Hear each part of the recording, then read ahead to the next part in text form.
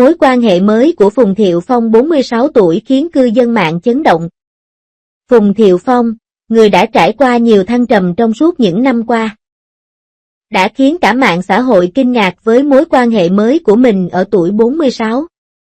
Những vì sao lấp lánh trong mắt anh chứng minh rằng chỉ cần duyên phận lặng lẽ đến, hạnh phúc sẽ gõ cửa trái tim bạn. Nam diễn viên từng rơi vào khủng hoảng cảm xúc đã dũng cảm diễn giải, những thăng trầm của cuộc sống cuối cùng sẽ tôi luyện nên trí tuệ biết trân trọng. Tình yêu đích thực không bao giờ bị ràng buộc bởi tuổi tác và quá khứ, nó luôn chờ đợi những người được tái sinh ở bến đỗ tiếp theo. Mặc dù đã phải chịu nhiều thất bại trong tình yêu, Phùng Thiệu Phong chưa bao giờ từ bỏ khát khao tình yêu mãnh liệt của mình. Sự kiên trì và tình yêu trọn vẹn dành cho cuộc sống này thực sự rất cảm động. Ở tuổi 46, Phùng Thiệu Phong, ánh sáng như sao lấp lánh trong mắt Phùng Thiệu Phong, đó chính là niềm hạnh phúc và sự thỏa mãn khi được tình yêu chăm sóc chu đáo. Bạn nên biết rằng tình yêu này không liên quan đến tuổi tác, không liên quan đến quá khứ, chỉ cần duyên phận lặng lẽ đến, hạnh phúc sẽ nhẹ nhàng gõ cửa trái tim bạn. Phùng Thiệu Phong năm nay đã 46 tuổi, không có gì ngạc nhiên khi tiết lộ một mối quan hệ mới.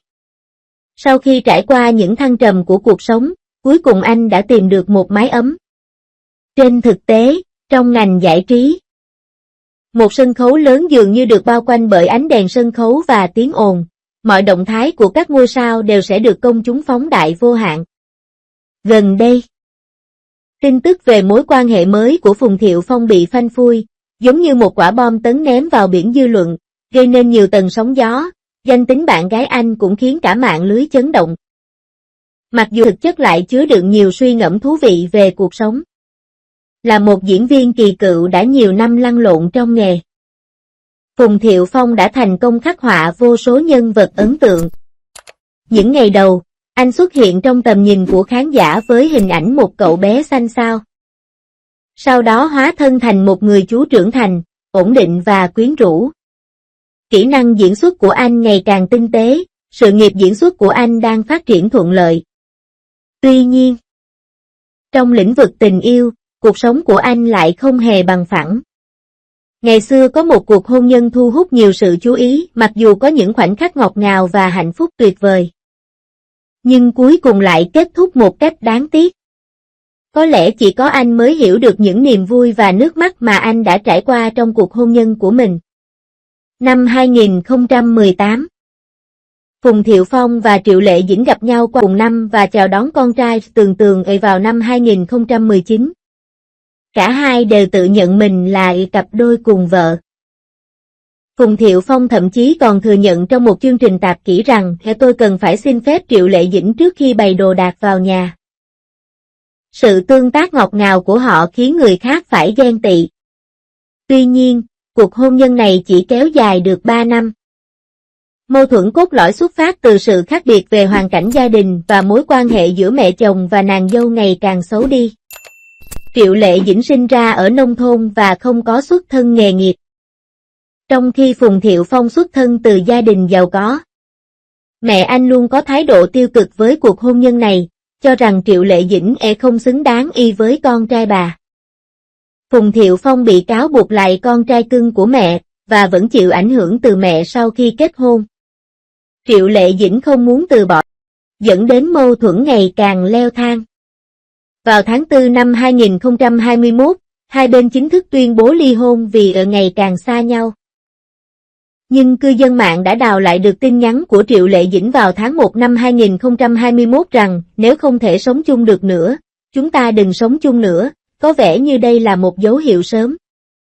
Sau khi ly hôn, Phùng Thiệu Phong rơi vào vực thẳm, anh nhiều lần bị chụp ảnh với tâm trạng chán nản, chỉ quanh quẩn trong nhà, thậm chí phải tạm dừng sự nghiệp diễn xuất. Vào tháng 7 năm 2023, truyền thông Hồng Kông tiết lộ anh bị trầm cảm vì ly hôn và thừa nhận rằng rất khó để thoát khỏi trạng thái u ám này. Để cứu con trai, mẹ Phùng đã hạ mình tặng cho Triệu Lệ Dĩnh một căn biệt thự trị giá 100 triệu nhân dân tệ và hứa sẽ tổ chức lễ cưới một lần nữa. Ngôi nhà sang trọng đã được mua toàn bộ và quyền sở hữu sự chân thành của cô ấy. Phùng Thiệu Phong đã liên lạc riêng với Triệu Lệ Dĩnh, chủ động mở cửa xe, xách túi và chăm sóc đứa trẻ, nhưng người phụ nữ này vẫn không chịu nhượng bộ. Trước lời đề nghị của mẹ chồng cũ, Triệu Lệ Dĩnh đã thể hiện thái độ hoàn toàn khác.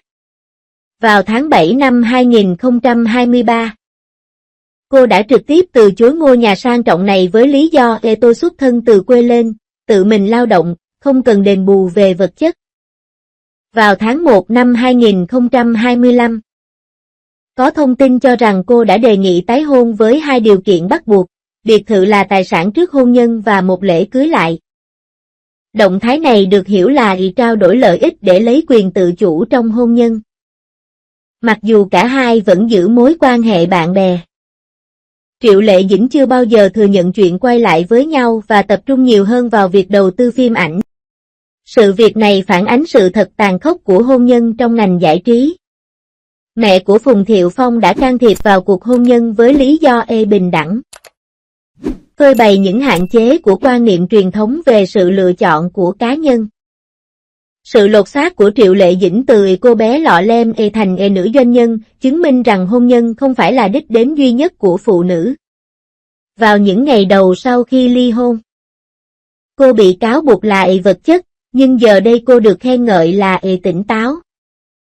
Định hướng dư luận đã thay đổi theo sự thay đổi về sức mạnh kinh tế của phụ nữ.